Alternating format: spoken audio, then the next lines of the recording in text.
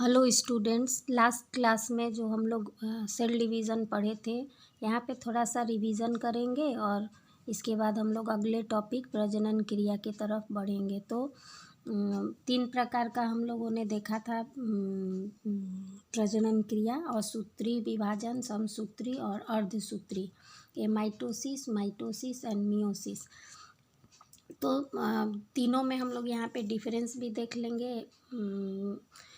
एक number amitosis में क्या होता है, पुत्री कोशिकाओं में गुणसूत्र का असमान वितरण, अनइक्वल डिवीज़न इसमें होता है। जैसे देखो तुम लोग कि अगर मातृ कोशिका में आठ क्रोमोसोम है, तो पुत्री कोशिकाओं में 2 और 6 भी हो सकता है। पुत्री कोशिकाओं में 3 और 5 भी, एक में 3 और दूसरे में 5 भी क्रोमोसोम हो सकता है। कहने का मतलब कि दोनों जो पुत्री कोशिकाएं बनेंगी उनमें असमान क्रोमोसोम संख्या जाएगा। समान कब होता, अगर इसमें 4 और इसमें 4 जाता, या इसमें 8 इसमें 8 जाता, तब बोलते कि दोनों पुत्री कोशिकाओं में समान संख्या में क्रोमोसोम जा रहा है मातृ कोशिका से। लेकिन यहाँ पे क्या होगा, दोनों में अनइक्वल। तो कभी कभी तुम लोगों को क्वेश्चन घुमा के भी देता है, तो कंफ्यूज नहीं होना। अगर दिया क्वेश्चन में कि किस विभाजन में अनइक्वल डिवीज़न होता है, क्रोमोसोम का असमान वितरण होता है, तो उस समय एमाइटोसिस लिखोगे।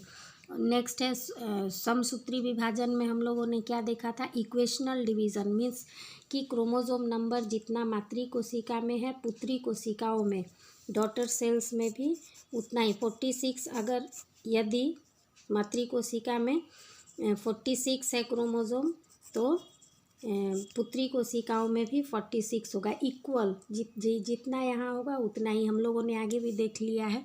और मियोसिस में क्या होता है कि एक डिवीज़न होता है 2 बार। तो फर्स्ट टाइम जो डिवीज़न होता है वो रिडक्शनल होता है, यानी 46 था क्रोमोसोम, तो कितना हो गया, रिड्यूस होके 23 आधा हो गया। और बाद में 23 से फिर दोबारा जो डिवीज़न होगा उसमें दो सेल बनता है, जिसमें नंबर ऑफ क्रोमोसोम ये माइटोसिस जैसा ही 23, यानी लास्टली क्या देखे कि यहाँ पे 46 था, तो जो पुत्री कोशिकाएं 4 बनी उनमें क्रोमोसोम संख्या कितना हो गया, इसका आधा। 23 मतलब 46 का आधा, इसीलिए इसको अर्धसूत्री विभाजन भी या रिडक्शनल डिवीज़न भी बोलते हैं। तो तीनों में डिफरेंस देखे तुम लोगों, फर्स्ट में क्या हुआ, अनइक्वल डिवीज़न, सेकेंड में इक्वेशनल डिवीज़न, और थर्ड में क्या हुआ, रिडक्शनल डिवीज़न।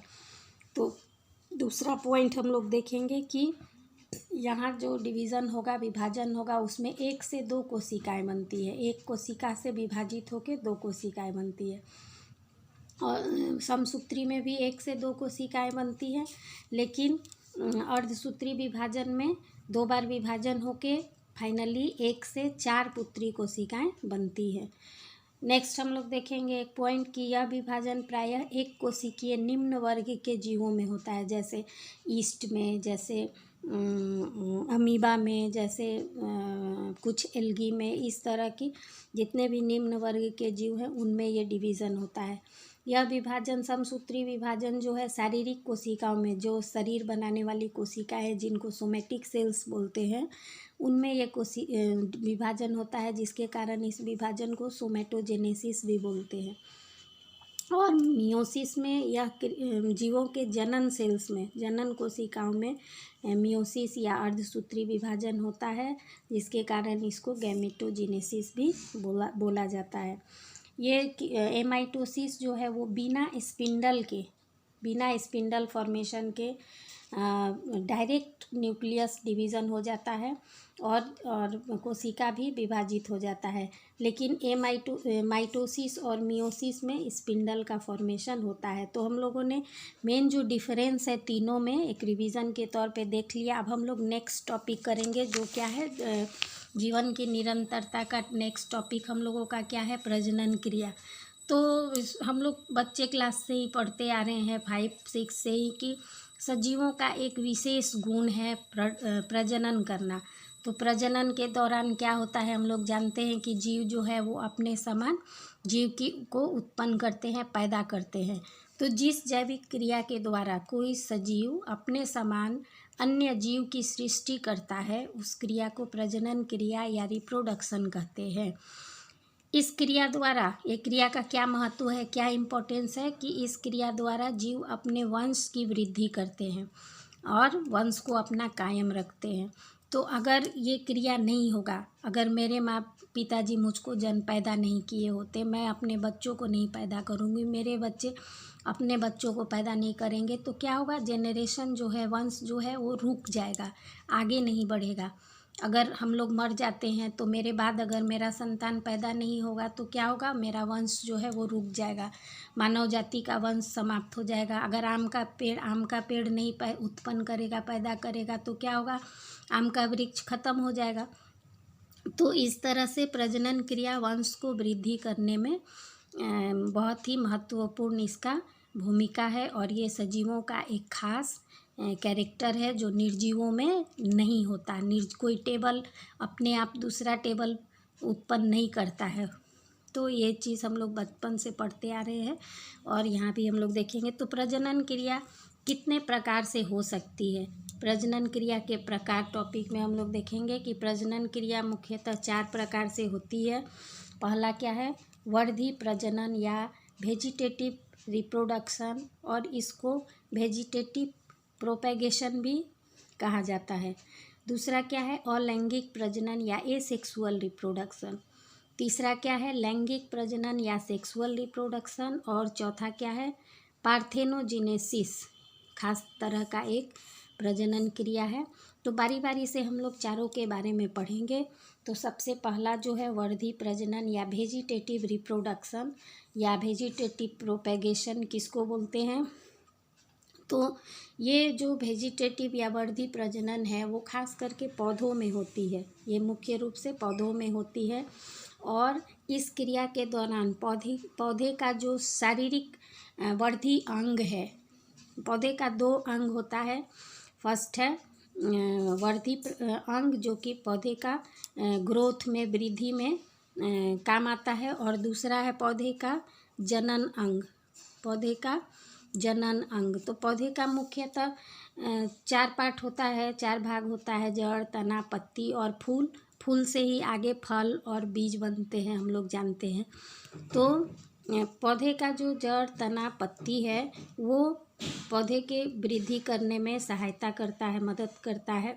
तो इनको ही हम लोग पौधे के जड़, तना, पत्ती को क्या बोलते हैं, पौधे का वर्धी भाग। तो कभी कभी क्या होता है, पौधे का वर्धी भाग जड़, तना या पत्ती से कुछ कली जैसा रचना निकला, या पौधे का कोई जड़, तना, पत्ती टूटकर अलग हो गया और ये उपयुक्त परिस्थिति में मिट्टी में गिरा, वहाँ पे पानी मिला, वहाँ पे ऑक्सीजन मिला, तो वहाँ पे ये ग्रो करके विकास करके नए पौधे को जन्म दे देते हैं, नया पौधा बना लेते हैं। तो वर्धी प्रजनन में हम लोगों ने क्या देखा कि रिप्रोडक्शन, प्रजनन क्रिया जो है वो कैसे होगी, पौधे के वेजिटेटिव अंगों द्वारा, पौधे के वर्धी अंग द्वारा। वर्धी अंग कौन कौन सा है, जड़, तना और पत्ती। तो वर्धी प्रजनन भी 2 प्रकार से हो सकता है। पहला है कि प्राकृतिक वर्धी प्रजनन या नेचुरल वेजिटेटिव रिप्रोडक्शन, और दूसरा है कृत्रिम वर्धी प्रजनन या आर्टिफिशियल वेजिटेटिव रिप्रोडक्शन। तो प्राकृतिक वर्धी प्रजनन जो नाम से ही स्पष्ट है कि प्राकृतिक वर्धी प्रजनन मतलब उसमें हम लोगों का कोई रोल नहीं होता है, वो अपने आप बाय नेचर, प्रकृति द्वारा ही अपने आप हो जाता है। जैसे जड़ द्वारा, तना द्वारा, पत्तियों द्वारा कैसे होता है वो हम लोग देखेंगे। और कृत्रिम वर्धी प्रजनन जो है वो हम लोगों अपने ज़रूरत के अनुसार खुद करते हैं, करवाते हैं पौधों में, पौधे के अंगों का यूज़ करके। तो कृत्रिम वर्धी प्रजनन क्या है, जिसको मानव खुद करवाता है, खुद करता है, प्रजनन क्रिया करवाता है पौधे में, उसको बोलेंगे कृत्रिम वर्धी प्रजनन या आर्टिफिशियल वेजिटेटिव रिप्रोडक्शन। तो पहले हम लोग प्राकृतिक वर्धी प्रजनन को देखेंगे कि ये तीनों पार्ट जो है जड़, तना, पत्तियों द्वारा किस प्रकार से होता है। तो सबसे पहले हम लोग जड़ का देखेंगे, जड़ से कैसे होता है। तो कुछ पौधों के जड़ों में अनेक वर्धी कलिकाएँ पाई जाती हैं, विकास हो जाता है उनमें। जैसे हम लोगों का बहुत बढ़िया एग्जाम्पल है शकरकंद या स्वीट पोटैटो। स्वीट पोटैटो देखो हम लोग खाते भी हैं, हम लोगों को पता है किस तरह का होता है। स्वीट पोटैटो एक्चुअली क्या है, असल में क्या है, जड़ है। तो ये जड़ जो है स्वीट पोटैटो का, वहाँ से कली जैसा रचना निकलता है। ये कली थोड़ा ग्रो करके, वृद्धि करके और वापस क्या होता है, ज़मीन में, मिट्टी में गिर जाता है और वहाँ पे उपयुक्त वातावरण मिलने से वो नए पौधे का विकास कर लेता है, नया पौधा वहाँ से बन जाता है, स्वतंत्र पौधा। तो इस तरह से जड़ के द्वारा प्रजनन क्रिया हो पाती है। और डालिया भी एक इसी तरह का एग्जाम्पल है जहाँ पे जड़ द्वारा प्रजनन की क्रिया होती है। दूसरा है तनों द्वारा या बाई स्टेम्स। तो तने द्वारा किस में होता है, कुछ दुर्बल पौधे जो होते हैं जिनका तना कमज़ोर होता है, वीक होता है, उनके पर्व संधियों से, नोड्स से कुछ अपस्थानिक जड़ें निकलती हैं और निकल के ये क्या करती हैं, पौधे से टूटकर अलग हो जाती है। जड़ निकलता है कहीं कहीं से पौधे में, और तो कहीं से नहीं बल्कि उनके पर्व संधियों से। और ये रचनाएं जब अलग होती हैं टूट के अपने आप, या पानी के प्रवाह से या हवा से के कारण, तो ये टूटकर जब पौधे से अलग होती है तो स्वतंत्र पौधा। इसका बहुत अच्छा एग्जाम्पल हम लोग घास, दूब, जलकुंभी, जल में होने वाला जलकुंभी जिसका चित्र तुम लोगों के बुक में दिया हुआ है। ये देखो जलकुंभी हम लोग देखे हैं, पानी में अपने आप ही लगता है ग्रो कर गया है, कहीं से आ गया है। तो ये जलकुंभी का पौधा जो है, इसमें इस तरह का तना द्वारा प्रजनन अपने आप बाय नेचर होता है और ये इतना ज़्यादा ग्रो कर लेता है इसका जलकुंभी का नाम आइकॉर्निया भी है। तो इसमें ऑफसेट या भू स्तरिका द्वारा बहुत ही तीव्र गति से प्रजनन की क्रिया होती है और ये जलाशयों में इतना ज़्यादा वृद्धि कर लेते हैं, इतना ज़्यादा विकसित, तीव्र गति से विकसित होते हैं, विकास करता है ये, कि पूरा का पूरा जलाशय जो है वो इसी से भर जाता है। और इसके कारण बाकी जीव जो हैं जल में रहने वाले, वो उनका जीवन जो है, वो अस्तित्व जो है वो खतरे में पड़ जाता है, क्योंकि सारा जो पोषक तत्व है जल में, सारा ऑक्सीजन जो है जल में, वो यही ले लेते हैं। बाकी जीवों का जीवन जो है वो खतरे में पड़ जाता है, जिसके कारण इसको महाविपत्ति या बंगाल का आतंक, टेरर ऑफ बंगाल के नाम से भी जाना जाता है। और यह एक विदेशी पौधा है। तो इस तरह से और भी पौधे हैं जिनमें तना द्वारा होता है, जैसे दूब, घास, पुदीना हम लोग देखे हैं। ये सभी में भूप्रसारी तने द्वारा इस तरह का प्रजनन की क्रिया तने द्वारा अपने आप ही बाय नेचर हो जाती है। नेक्स्ट है पत्तियों द्वारा। तो पत्तियों द्वारा बहुत ही सुंदर एग्जाम्पल है, हम लोग देखे हैं। ये पत्ती को पहचानो, ये पत्ती हम लोग देखते हैं आसपास में, यहाँ पे बहुत ज़्यादा दिखाई देता है। इसका नाम है पत्थर चट्टा या ब्रायोफिलम। तो ब्रायोफिलम या पत्थर चट्टा में देखो, इसके किनारे किनारे से बर्ड जैसा पत्ता में बर्ड जैसा रचना निकला है, जिसको कि लीफ बर्ड बोलते हैं, या पत्र कलिकाओं में छोटा छोटा जड़ जैसा रचना निकलता है। और जब ये पत्र कलिकाएँ थोड़ी बड़ी हो जाती हैं, विकास कर लेती हैं, तो ये मिट्टी में गिर जाती हैं और अनुकूल वातावरण में ये एक नया पौधा बना लेती हैं। तो इस तरह से हम लोग देखें कि प्राकृतिक वर्धी प्रजनन जो है वो जड़ के द्वारा, तना के द्वारा या पत्तियों के द्वारा होता है। नेक्स्ट हम लोग देखेंगे कि वर्धी प्रजनन का महत्व क्या है, इसका इम्पोर्टेंस क्या है। तो यह पौधे में प्रजनन की सबसे सरल विधि है, जो बाय नेचर अपने आप ही हो जाती है। सबसे सिंपल तरीका है प्रजनन का। इससे बने नए पौधे के गुण मातृ पौधे के गुण के समान होती है। जो नया पौधा बनता है उसका गुण अपने जिससे बना है पौधा, मातृ पौधा के समान होता है। इस विधि द्वारा कम समय में अधिक से अधिक पौधों का विकास किया जा सकता है। और नेक्स्ट पॉइंट क्या है, इस विधि में पौधे में जल्दी ही फल एवं फूल उत्पन्न होने लगते हैं और यह विधि बहुत ही कम खर्चीला है और इससे हम लोग बहुत ज़्यादा पौधे को एक साथ विकास कर सकते हैं। नेक्स्ट है कृत्रिम विधि प्रजनन। कृत्रिम वर्धी प्रजनन में क्या होता है, आर्टिफिशियल वेजिटेटिव रिप्रोडक्शन, ये 5 प्रकार से हो सकता है।